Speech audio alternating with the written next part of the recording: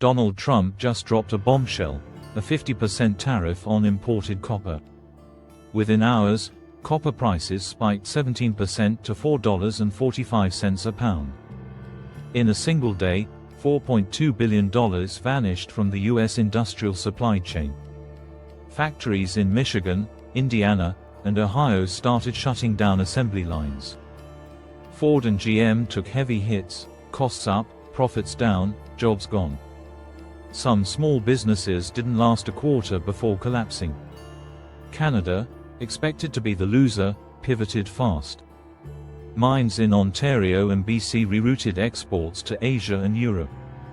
A government-backed export push turned crisis into opportunity.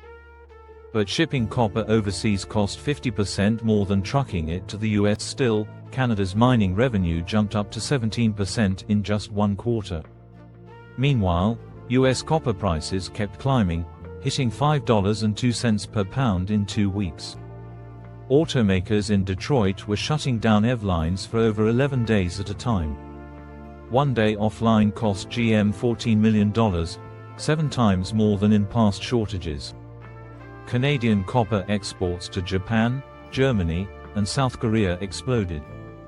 Shipping costs cut into profits, but Canada was now less dependent on the US. US farmers felt the sting too. Soybean and corn exports to Canada plunged. Cargill and ADM profits fell nearly 10%, the worst in a decade. Canada filled its shelves with food from Europe and Brazil instead.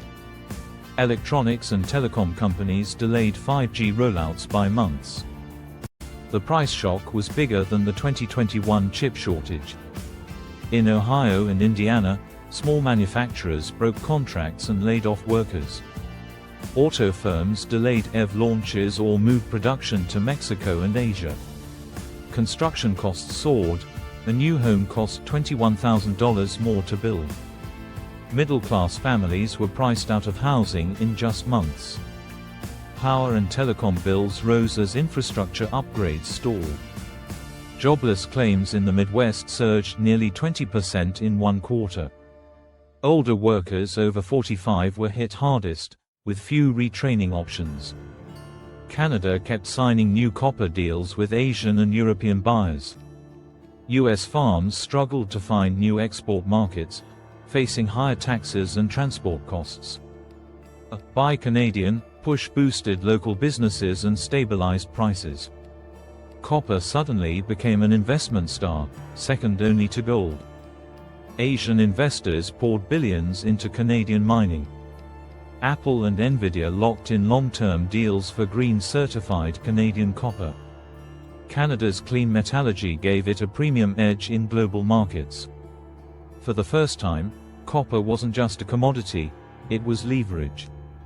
The US, dependent on imports for nearly half its copper, faced a 25% higher price than the global market.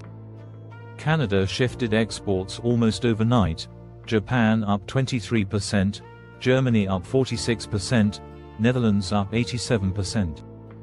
EV prices in the US rose by half, sales dropped 14%, and projects froze. Home sales fell 8% as costs spiked, the sharpest rise since 2008. Canada's food imports from the US shrank, replaced by European and South American suppliers.